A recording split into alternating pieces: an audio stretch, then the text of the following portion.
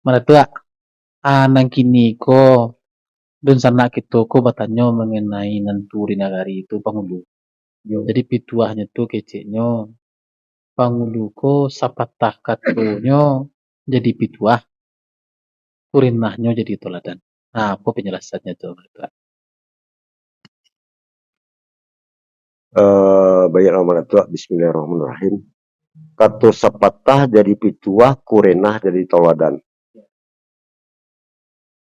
Kalau di cukuienyo, kato sapatah jadi pituah, kurenah jadi toladan. Suarunyo lantang di kandanginyo, kukuaknyo nyari yang dilasong orang. Dipakai nyampe sekali. Tapi kalau ikuku agak barik kok mertua. Ikuku pakai penguluan aku. Pangulu itu kato sepatahnya jadi pituah, kurenah jadi toladan. Suaranya lantang di kandanginyo, kukuaknya nyari yang dilasu orang.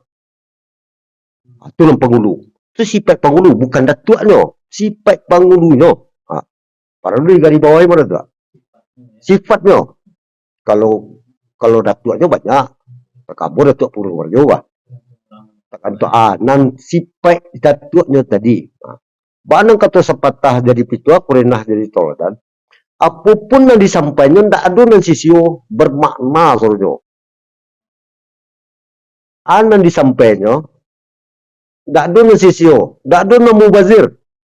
Ada maknanya. Jadi setiapnya mengecek ko jadi pituahnya. Dan disampaikan itu 6 batu-batu saja. Luar biasa. Pewaris Nabi itu, penghulu itu. Berlanjut apa yang di kerajaan Nabi. Nah, kata sepatahnya jadi apapun yang di kerajaannya. Kurenah jadi teladan, apapun yang di kerajaannya, dicontohnya di anak kemerdekaan. Itu nan kurenahnya jadi teladan. Kurenah itu perbuatannya, tindakan fisiknya. Artinya kok manga saja dua-duanya, caranya berjalan, caranya manga saja.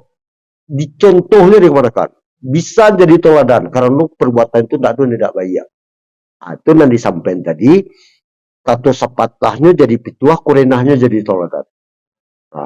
Tidak ada sisio, tidak ada kerajonyo baik itu perkataan jo perbuatannya nan sisio atau nan mubazir atau nan babi hari. Tertata serunya menurut sepanjang ada jasara. Nah, kita masuk ke suaranya lantang di kanangnya.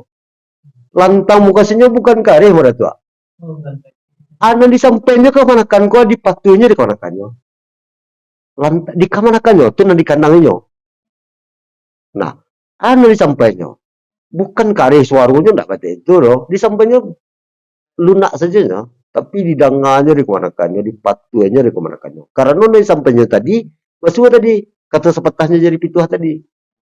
Tentu patuh kemanakannya karena ikut patuh menurut ada jasara tadi.